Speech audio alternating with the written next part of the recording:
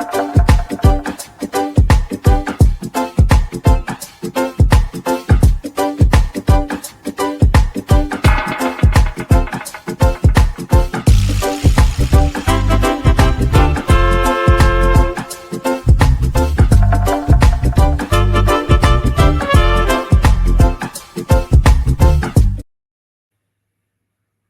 is up, everybody? Aaron with Aaron Unwinds and Aaron, Why We Love Horror. Back with another Friday the 13th here on Aaron Unwinds. We're here with Friday the 13th, Part 6. Jason Lives. Of course, we did New Beginning last week. Who could forget when I thought the final chapter was 4? I definitely don't get these titles confused. One thing I do not have confused is that I've never had a guest come back twice, because I've only had a guest on once ever. That is Mr. Big Blazeness himself, Jeremy Potters. Welcome back to the program. How are you? Thank you, sir. Thanks for having me. I'm good. Better than when I was watching this, maybe. We'll get into that. Mm-hmm. And come unwind. Yeah. Get the stick out of your ass, people. Everybody's welcome unwind on the program. John won't come on. John won't unwind for probably for his job. But, I understand. We're still a Schedule 1 program here on Why We Love Horror. So, anyways, Friday the 13th, Part 6. Of course, it's Jason Lives. What else could it be? This movie is wacky, and you're gonna fall on one side or the other with that. Right off the bat, I feel like it's like the most bloodless of the Friday the 13th movies, probably in the entire franchise. I don't know if there's boobs. I don't think there are. That's weird. There's like a dance sequence on a guy in the RV where like she's like dancing on him, but they're clothed and she's dancing on him. They're not fucking. She wants to finish the song. Yes, they're dancing to a song. He's like, how much longer? Oh, 5 minutes. And he makes like Big Bug cartoon eyes because he's like 5 minutes. Because he's 17 or 18 or whatever the fuck he's supposed to be. I don't know. Great times. So I heard. Overall, you're going to fall on one side or the other with this movie. It sounds like we are going to fall on opposite sides here. I have no problem with that at all. Your overall thoughts on the movie.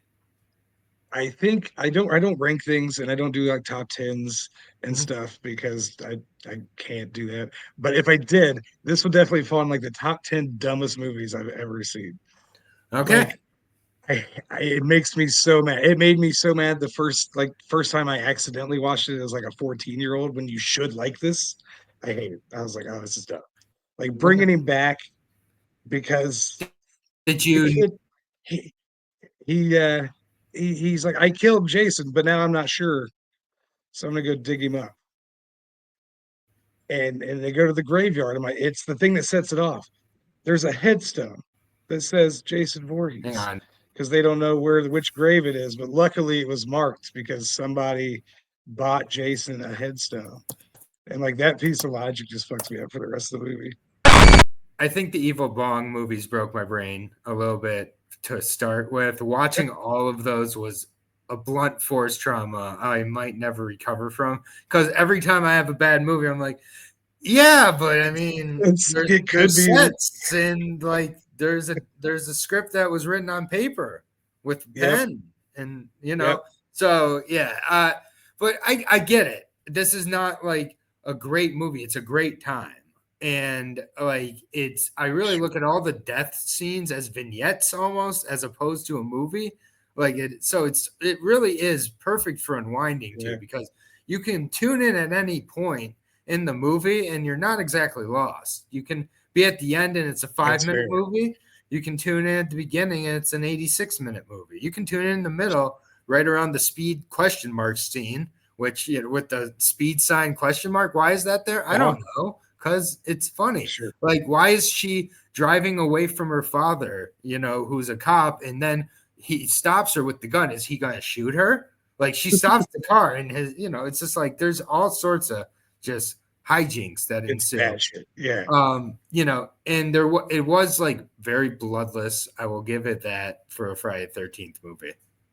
I feel like they may have tried real hard to possibly like edge in a PG-13 at the time. I don't think even back then. I think Well, I think back then Maybe because they were like more kids can come because I'm sure like the 12, 13, 14-year-old, they were trying to let them get in the movie and they just went a little too hard. Because are there any F bombs? I don't even remember anybody saying the F word in the whole movie. no, there's no F bombs, there's no There's nudity. no nudity, and they cut away from each actual kill. Like you Yeah, see him start the kill, it cuts away, it comes back, he's finished the kill. You don't actually see anybody get killed except for the dude that gets punched through the chest at the beginning. yeah, That's the yeah. And the only guy one. who gets smashed into a tree with the smiley face, bloody smiley Yeah, face. Yeah, that's all fair. And that's all very true. I don't I feel know. like Maggot faced Jason though. Like when he comes back and he gets up and he's all gross. I do Yeah, like that design. They should have yeah. left the mask off and just let him be gross the whole time. I that would have been pretty cool. Like I did like having Tommy Jarvis back as well. Like I didn't have a problem with it. I didn't love the actor, but I thought he was goofy. Again, like um what was your favorite kill sequence in the movie? I know kills. I think the paintballers. Like Okay. old dude hits the tree, Mhm. and his face is right where the smiley face was. Like it made me giggle in a legitimate way, and it probably hit the best.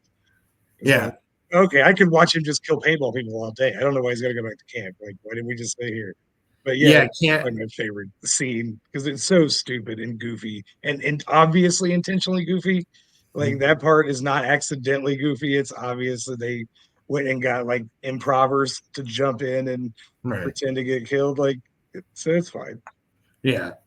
No, yeah, it's not the best in the franchise, but it's the best so far for me, I think, of the franchise. It's the best time I've had so far in the franchise. Okay, I'll be honest. I also really defend the first movie quite a sure. bit.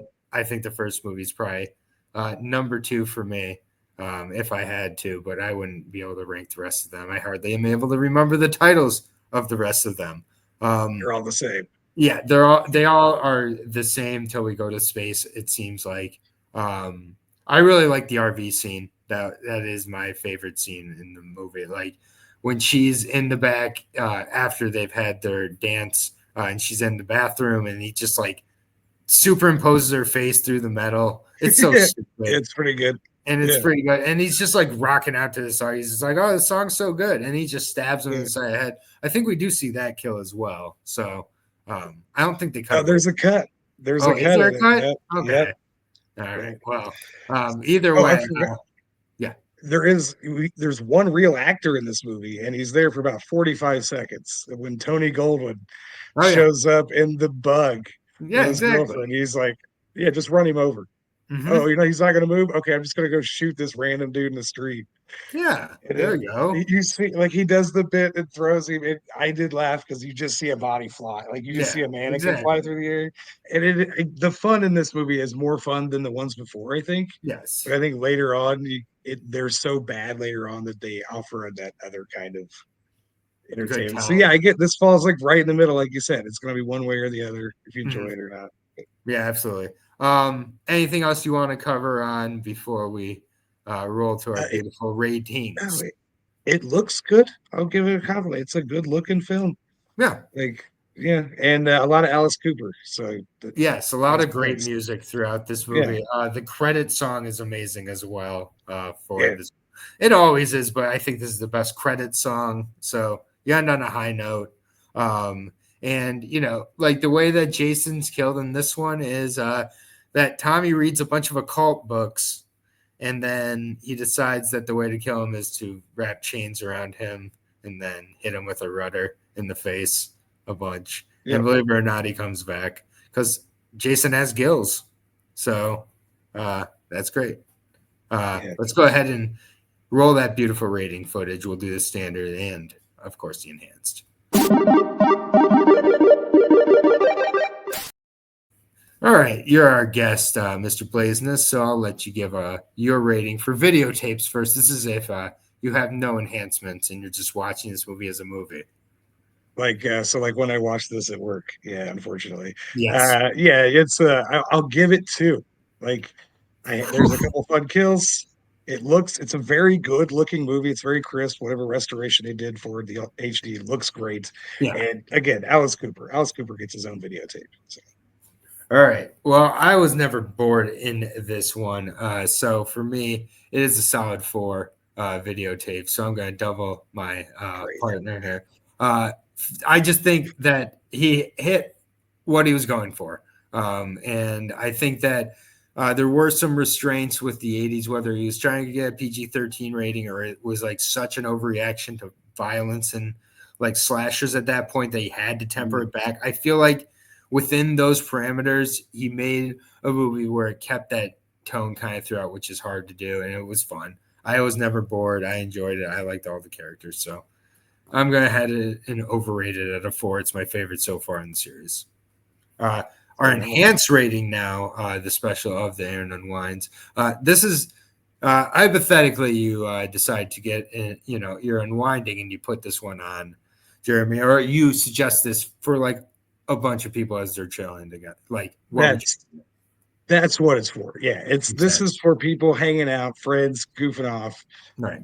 Getting too much caffeine, getting a little too enhanced, and then at 3.5. Depends on who you're watching it with. But I feel like there's a cut of this movie out there somewhere that hits me both, like something that they tested at some point that I would like a lot more. Yeah, I'm sure. Yeah, it's fun. It's 80s violent horror movie. It's 80 minutes. Yeah, you can tune out at so many different times. Man was 2 hours long. Yeah, this is 80 minutes. Yep. For me, I'm going to give it 4.5 leaves here. It's nearly a perfect movie to unwind to. This is it. That's what it's made for. Let's be honest. So before we take off, I want to plug first of all the Letterboxd challenge. It is linked right below here. A comb. Go ahead. We are, halfway through the year at this point, but it's still not too late to catch up. But a lot of good prompts there, and we have a show every week that on Thursdays where we cover our picks on the show.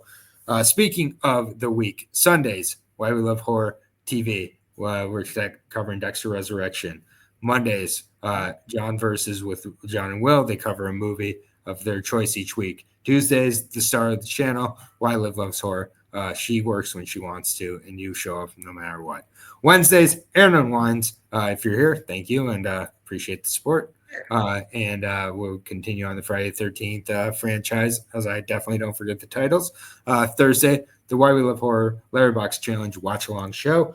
We cover the week's for that week's prompt in a little more detail. And Friday, Why We Love Horror Trivia or clips, just as a clips this week, but trivia every week as well. So like, subscribe, thank you. I forgot to ask Jeremy if he has anything coming up, but he doesn't. So you'll find Jeremy around. Jeremy, you're always welcome here. Appreciate it. Peace out, everybody. Thanks, buddy.